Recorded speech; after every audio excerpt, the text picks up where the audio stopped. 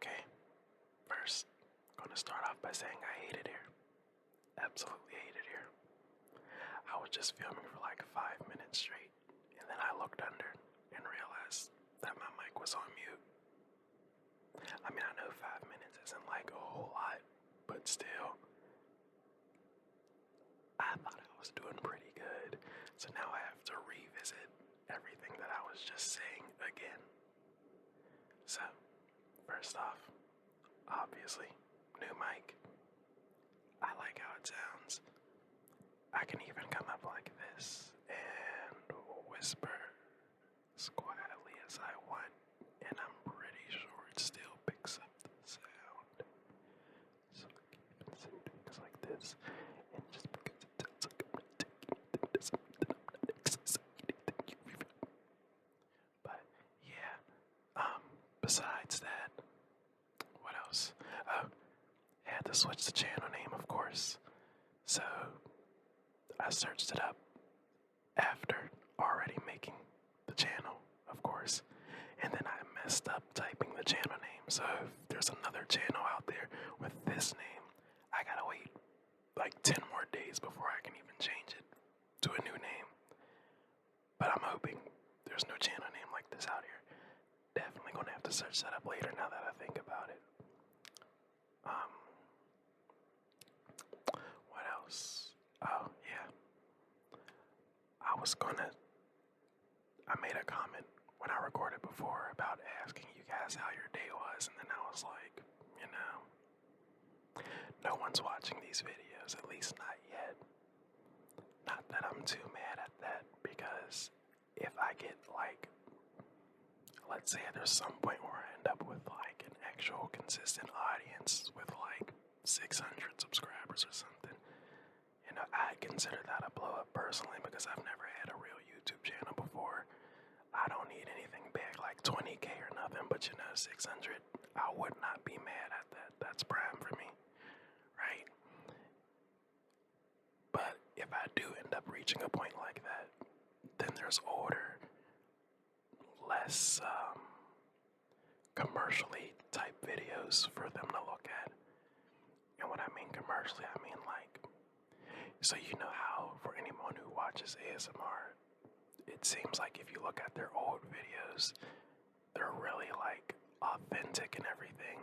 And then when you look at their newer videos, it's just like too professional, you feel me? I don't know, I've never been a big fan of that. Not that I'm hating on it, of course. It's probably still quality content. But I think the more authentic feeling one is probably what appeals to most people.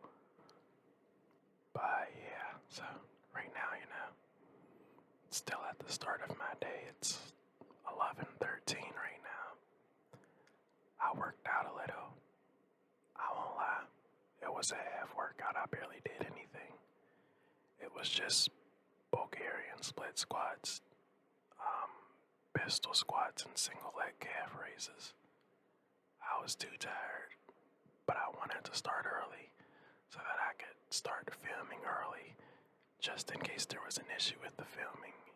Then I could come back and double up on it later, in case I needed to.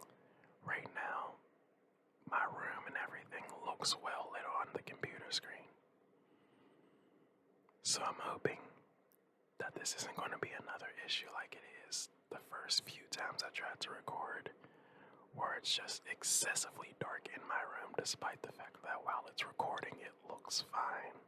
There was something else on my mind. Oh yeah, I'm trying not to go too fast with the ASMR, because it's like when I'm just chilling, my brain just kind of goes one thing at a time. But when I'm thinking about things or when I'm rambling, I tend to want to get everything out fast so that I can move on to the next topic.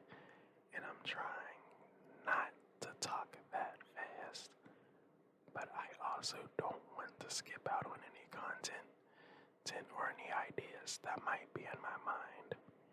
And that's a very hard thing for me to do right now, especially because I'm still kind of camera shy. Had to make sure the mic was on, could not take another chance. But yeah, I'm still kind of camera shy, and I'm trying to get over that because I feel like it's limiting the time for my videos. Like right now, just like I want it to end so I can just go do whatever I gotta do the rest of the day. Probably mostly gaming. I definitely have other things that I need to do though. I'm going to try to start getting back on those. My problem is that there are a lot of things that I want to do, and so I end up going really hard for like a few weeks, and then I'll burn out for like 2 months straight and barely do anything. Because right now I'm still on like a 330-day streak on Duolingo, learning Turkish, and maybe 200 of those days are just me doing a lesson to keep the streak, and then the rest are me actually actively trying to learn what I want to learn from Turkish. Other than that, I have to get back to studying organic herbalism and organic gardening, because I don't want to use like pesticides and chemicals when I do start, but that's for further down the road. I'm still trying to get into philosophy. I still have to finish the Kia Theosophy, which is like, it's so unnecessarily complicated, but also in a good way that feels like it's opening your mind to new horizons, you know? And so the best way that I've found to describe it so far is that it's like the idea that all the religions are a part of like an ancient religion that it's long lost like throughout history. And essentially the idea is that this ancient religion is like a puzzle. And let's say it's like a picture of a horse or something. And you leave it in your house and it's finished and it's complete. And let's say a tornado comes in. The pieces go all over the city. Only some of them are found, and they're all found in different places. Now imagine that there are other puzzles built around these pieces. And so that's why a lot of religions today sort of have the same tenets or ideas, even if they go about them in different ways. They're all kind of similar in their basic ideas of an afterlife, of kinship, of benevolence and kindness, and of a higher power. At least for the, main ones. And so theosophy is sort of like weaving out the parts of those and trying to sort of not unite them, but regather the essential original pieces of that puzzle. It's interesting stuff, but it is very complicated when you're trying to read it. Half the time I'm not sure if it's like more complicated than I can comprehend, or if they're just making it sound needlessly complicated. But it's definitely an interesting read. I recently finished Bruce Lee's Striking Thoughts. I feel like that's a solid read if you're just getting into philosophy, because it deals with very basic modern ideas in a way where they're explained simply, in a way you can understand, but then also in a way where you can sort of go, do I apply this? Where can I apply this idea? And next, I'm trying to get a hold of a decent copy of Marcus Aurelius's The Meditations. I think that was his name. I could be wrong. I downloaded like a 37-page version on the Google Play Store, and I'm like, this can't be it. I don't know. But I am definitely still going to give it a read and then look for like an official version if this shorthand version is something that does interest me. And I think the way I want to do it is just bounce between Eastern and Western philosophy, because I know Western philosophy is like based on logic and stuff, and while Eastern philosophy is more based on enlightenment and how to reach a content and fulfilled life. And I think both of those are kind of necessary to advancing as a person, sort of having both where you can look at things in a way where you're trying to solve a problem, but also validate the feelings related to a problem. And I think both of those are things that you need to have as a person in order to be like truly successful.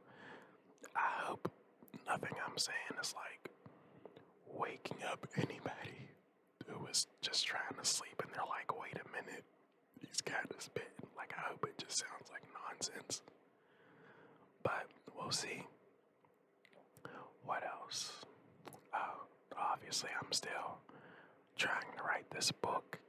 I just started working on the criminal underworld of it, but also I still have a bunch of content that I need to look at in terms of like occult, witchcraft, and symbolism.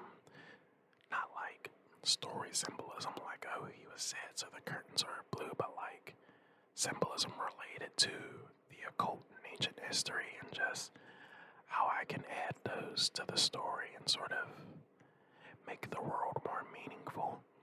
Because I think a lot of the problems that like modern stories have, especially if you're someone who watches anime, you probably see it a lot, especially in a lot of the isekai anime, where they sort of dumb down the characters in the story, and they have like outside characters with no personality or concepts whatsoever. Like, parents are just dunces, but they have no history behind their parenthood. Side characters that just have a personality, but nothing that founded that personality.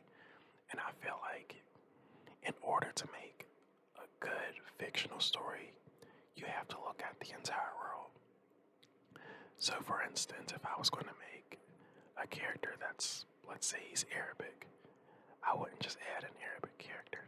I'd have to focus on that side of the world and have them have a developed culture, so that if people want to know more about this character, his history starts to make sense. They need to know about the bazaars, how common certain things are in their world and how uncommon they are in other places, the type of dishes they have, their history, any wars that's happened, and the prejudices that might come with being Islamic, not just towards him, but the ones he would have towards other people. And so, I can never remember if Islamic is the faith, or like, because I know it's called like the faith of Islam, I think, but I can't remember if the race is Muslim, or if Muslims are people who celebrate, or who not celebrate, participate in the faith of Islam. But yeah, so I'm looking at a lot of different things, but I'm also trying to make sure that everything that I do and everything that I'm trying to learn about finds its place in my book. Because I think that when you look at your own life experiences, you can sort of see the things that connect you to the world around you, and how you can apply that to the people in the story. Like, for instance, even in my room, you look above me. Whoa, wrong way. Boom. Right, you have a light.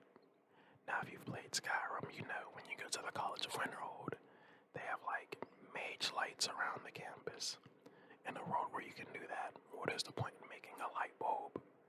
Unless you have the existence of people who can't use magic, in which case a light bulb would be more like a medical support item, but it wouldn't be a common household item, because it wouldn't make sense.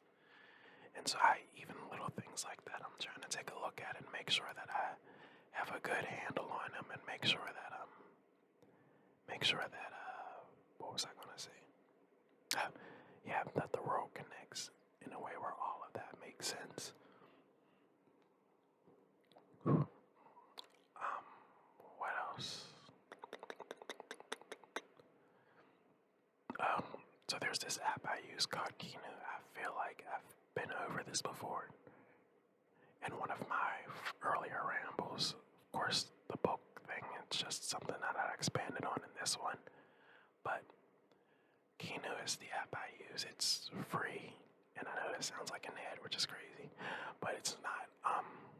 KINNU in like November. That has an N and an M in it. I don't know why I use that. In like Nissan. So it basically has a bunch of different articles that you can look at with general information on it, and they're all separated by like topics and everything. So if there's something you want to learn about, not to be like a genius on it, but something you have a general interest about, I would recommend using that, especially if you're like in high school trying to figure out your major, because then you can take a general look at something and go, is this something that interests me? And do I want to learn more about it? Do I want to learn about it in more detail and in depth? And so I think that that's useful. My ultimate goal is to eventually look at everything on there. That's why I made the account name Gideon Offner, like Sir Gideon Offner, the all-knowing from Elden Ring. And eventually just see what things in the world interest me and what don't. I feel like a lot of people aren't willing to see what things interest them, because they look at something and they'll go, oh, I wouldn't be interested in that. Obviously, I'm not going to blame you for that, especially if it's like skydiving or something. I'm never going to do it. I'm just not. It's not worth the risk. Or bungee jumping. But like, if you don't know how to cook, don't be afraid to take a cooking class. No one's going to be mad at you for that. Don't be afraid to like, I don't know, ride a skateboard. You could get hurt, but like, start small, start slow, whatever you gotta do. But make sure you're learning the skills that you need to learn to be the person you want to be. Like for me, as a kid, I always had like a fictional world that was centered around a character I made up that's someone I admire. And so that's sort of the image I've been aiming for all my life, and that's what's helped me become a better person. It's how I got into working out, fitness, nutrition, philosophy, martial arts, but also the more sensitive side of things, like seeing things from other people's worldview, understanding people's emotions better. That's why, even though I'm not friends with a lot of people, I can typically read people really well. If you put me in a room with someone for like 2 hours, there is nothing they'll say, even 2 years from now, that's going to surprise me. Like, right now, there were plenty of people where I looked at them and I was like, yeah, I can see. And it's not necessarily like a foolproof thing either. Don't think this is me trying to like get ahead of myself and be like, oh, I'm so smart, I know everything about everyone. But it's like, based on how people walk, talk, act, how they look, how they perceive themselves, or how you can assume they perceive themselves based on the things they say and how they treat people, you can sort of understand a general idea of who they are, right? Like, I'm not saying, oh, I can look at someone and tell they drink tequila 3 nights a week or something, but like, you can tell based on what hobbies you might have heard them talk about, or the things they've talked about, how they've talked about them, their worldviews. Yeah, this is someone who likes to party, or at least used to like to party. Yeah, this is someone whose life is in a state of like turmoil, not like, oh, I know that your mom's in the hospital, but like, you can tell when people are trying to figure themselves out, and when people have just sort of like accepted life as it is. And I don't think there's anything wrong with that either, if that's what you want to do. But I do think that for a lot of us with dreams and ambitions and goals, that we need to make sure we're actually actively chasing those. And for a lot of people, it's something, the things that keep them from chasing their dreams is like when they get home from work and they're like, oh, I'm too tired to do this, so I'll do it on my weekends. But like my brother in Christ, you work 40 hours a week. If you don't start doing what you need to do instead of scrolling TikTok for 2 hours when you get home, it's never going to get done. And it sucks, it does, but that's what we gotta do these days, because I don't know about you, but I am not trying to work a 9 to 5 well into my 70s. Anybody who knows me knows what I say. It's always, I absolutely refuse to be that person where I'm like 70 working somewhere and they're like, this is Bryce, he's been here for 50 years and he's going to retire in 2 years. No, I can't help you with your job. No, don't ask me. 20 years from now, I want to have traveled to every place that I wanted to go in the world and then sit down and be like, you know what? I'm ready to adopt a kid. Because here's my thing. I don't want to have a kid because I feel like I'd have to do that soon. And if I do that soon, then I feel like I don't have the resources and the time to be the father that I would want to be. I would want to spend a lot of time around my kid, take them to the park and everything, but you can't do that when you're working 40 hours a week. So I want to get my stuff together, go see the world, see what parts of the world might have been dangerous or not dangerous, what parts are fun, and then adopt a kid. And as you get to know them, you can sort of not only give them a better life to someone who's already in the world suffering, right? But then you also get to sort of, even if you make mistakes, those mistakes aren't as bad as they would be for a kid who started in a life where they had everything. So, for instance, if you some people don't always control their emotions. That's fine, but that's why I want a less stressful life, because I wouldn't want to be like, oh yeah, I made a mistake, it happens, to a kid, especially one that I decided to have. I feel like that's kind of messed up. I feel like as a parent, you don't really get to make those kind of mistakes and then try to toss them behind you. I'm sure a lot of people who look like me know. Your parents make a mistake, you don't get a sorry. You get a food's done. Or what do you want to eat tonight? And I feel like there's no place for pride, ego, or arrogance between a parent and a child. I feel like there's already too much of that out in the world. A parent should be a safe place, a guiding place, a helping hand, but also an authoritative figure, right? So for instance, personally, I've always held to the idea that you shouldn't beat kids for any things that you wouldn't put your hand on a real person for, and that you should also practice lenience with that. And so I know a lot of people are like, whoa, you wouldn't beat your kids, da da da da. Or there's the other end where they're like, oh, I put my hands on people if they disrespect me, yada yada. But there are a lot of people where if you step on their shoes, they'll be like, hey man, what's going on? Or if you yell at them or talk back to them, they'll just get mad at you. But a lot of them would also beat their kids or doing the same thing, and I think that's kind of crazy. And I'm not saying that's everybody either, but that was definitely, at least in my area, that was a hefty, I don't want to say majority, but there was a vast amount of kids who grew up experiencing that. And I don't think that, especially in their early years when you're their most trusted person, that's something you should take advantage of. I think that a lot of people's parents could use work. And I'm not saying that it's always going to be avoidable that you're going to make that kind of decision impulsively. But I also feel like impulses they're not good things to have. As a parent, you need to have that as under control as you can manage it without excuses. Because to you, it's just one decision, but to them, that's their childhood, and that's going to stick with them forever. I don't know how I got on this topic. I honestly don't. If you're still listening, thank you. because, like, I don't imagine a lot of people will want to just hear me yap all day.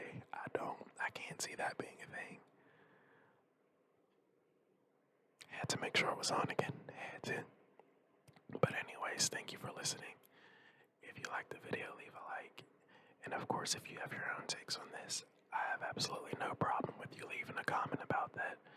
Just make sure to be respectful, and if I do end up having a lot of viewers for this somehow, please don't argue in the comments. This is just my view on things, and of course, my views are even things that I'm still working on. I am definitely not the kind of person who thinks I have the answers to everything, nor do I want to pretend to be. I feel like once you have that mindset, you sort of close your mind off to like everything that you could be because you refuse to grow. And right now, I'm trying to grow, not even for the sake of the future, but just for the sake of growth. I want to see how far I can go with things, mentally, physically, emotionally, spiritually. So, yeah. But anyways, if you have been listening this far again, thank you. And I hope you get some good sleep tonight.